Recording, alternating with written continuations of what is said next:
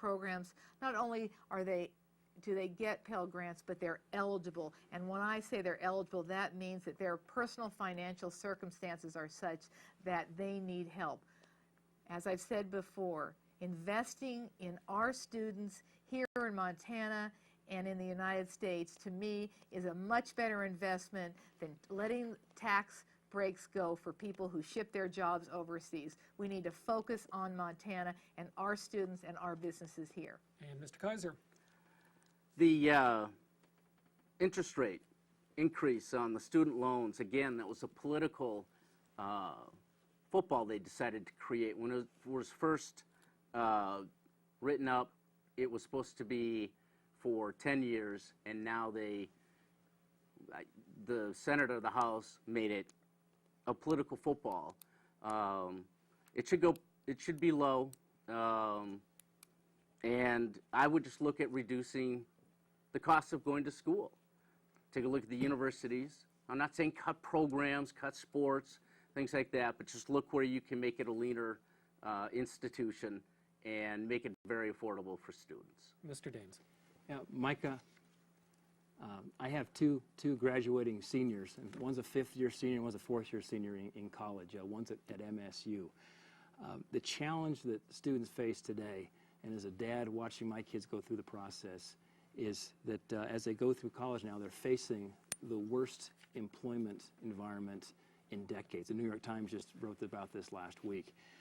54% of graduates are either unemployed or underemployed in this current market. So I think the argument to extend the rates on student loans is a symptom of a more important problem, and that is the fact that we aren't providing enough jobs right now in this economy so that when you graduate, you can get out of college and get a job and start paying down the debt. So I think we need to keep the focus here on job creation. Terrific. Micah, I know you're standing by again at Don Anderson Hall with one more question. I am, thanks. Our second question is, Montana's current House of Representatives have equated Pell Grants to welfare. Approximately 30% of Montana University students receive Pell Grants. So how should the federal government manage the current Pell Grant program? Mr. Kaiser.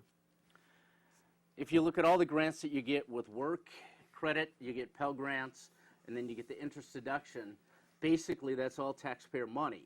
So just reduce tuition to the, I mean, it just, you're taking taxpayers' money, going to the government to give it back into Pell Grants and the other two items. Just reduce tuition. Mr. Daines? In 2008, the Pell Grant funding in the federal government was around $18 billion.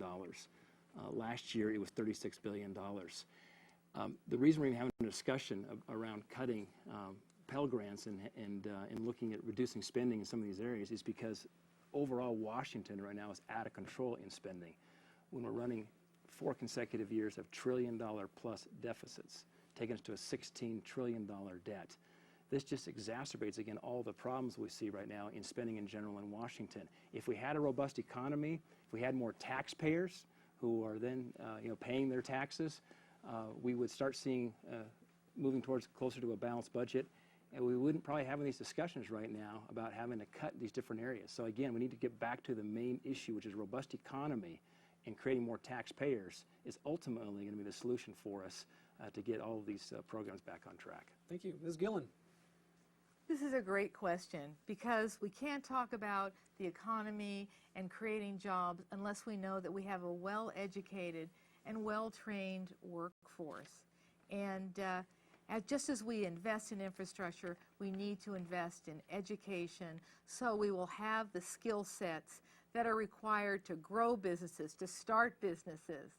And I share that because Mr. Daines has been part of Right Now Technologies, which has benefited from taxpayer support of the Montana State University Bozeman. Those are state tax dollars, the 6 mills that go to help MSU Bozeman train and educate those fantastic people that then go to work for Right Now Technology. So those investments of public dollars really benefit not just the individuals, but the businesses that rely upon that skill set. So quite frankly, we would be in Montana shooting ourselves in the foot if we did not continue to invest in Pell Grants, because that's the way for our children and our adults to go back to school and make sure they have those appropriate skill set. I'm from a first-generation family. My parents did not go to college, and I was able to go to college with the equivalent of Pell Grants, student loans, that I worked full-time. But you know what? When I graduated, I had that diploma, and I knew that I had an opportunity to get a job and become a taxpayer. So you really need to look at job creation and a well-trained and educated workforce. They go hand in hand. If you skimp on one, you'll end up hurting the other. And public dollars do play a role in that. Thank you, Ms. Gillen, and once again, thank you very much, Micah, for your excellent questions. We now return to our original format with a question from Sherry. Thank you. Each of you has mentioned tonight the problem with partisanship and gridlock in Congress. I'd like to know what you're specifically willing to compromise on to get things done in the new session of Congress. Can you tell us specific areas where you're willing to support a compromise position? How and when will you be a voice for cooperation and collaboration to get things done finally?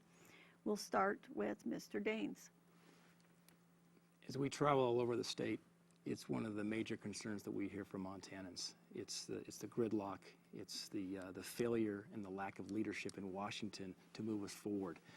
I remember when I was growing up in Montana, and I would watch Tip O'Neill and Ronald Reagan there in Washington, two very different views in terms of their political philosophies, and yet they could get together and have a glass of whiskey at night, and in terms of at least having a very strong personal relationship, despite the fact they saw the world perhaps through different lenses. So you're proposing glass of whiskey at night? Yeah, maybe the whiskey back in Washington might be a good thing right now. But I think one area I think we can all agree on is how do we incentivize companies to keep their jobs here in America. And there's a lot of kind of corporate cronyism. There's a lot of loopholes and so forth in the tax code that lobbyists have put in place here. And we need to reduce the tax that businesses pay, take it down to, say, 25%. Currently, our tax rate is the highest in the industrialized world.